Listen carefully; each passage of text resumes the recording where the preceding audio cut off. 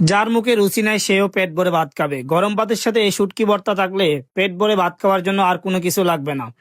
এটা এত মজা হয়, আপনি বাসায় ট্রাই না করলে বুঝতে পারবেন না। তাহলে রেসিপিটা দেখে নিন, খুবই অল্প সময়ে তৈরি করা যায়। প্রথমে একটা ফ্রাই প্যানে কিছু পানি, তার মধ্যে কিছু শুকনো মরিচ আমি এখানে বয়েল করে নিব।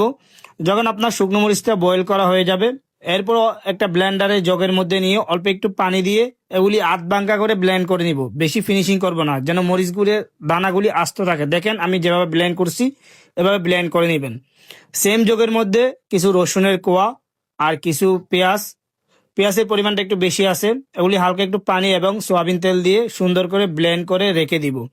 এখন একটা ফ্রাই প্যানে সোয়াবিন তেলটা গরম করে নিয়েছি। তার মধ্যে 150 গ্রাম মতো শেপা শুটকি আমি এখানে দিয়ে দিচ্ছি। এগুলি দেওয়ার পরে গরম তেলের মধ্যে সুন্দর করে নাড়াচাড়া করে এগুলি ভেজে নিব। গরম তেলে দেওয়ার পরে এগুলিতে দেখবেন কাটাগুলি আলাদা হয়ে গেছে। আপনি চাইলে এই কাটাগুলি ফেলেও দিতে পারেন।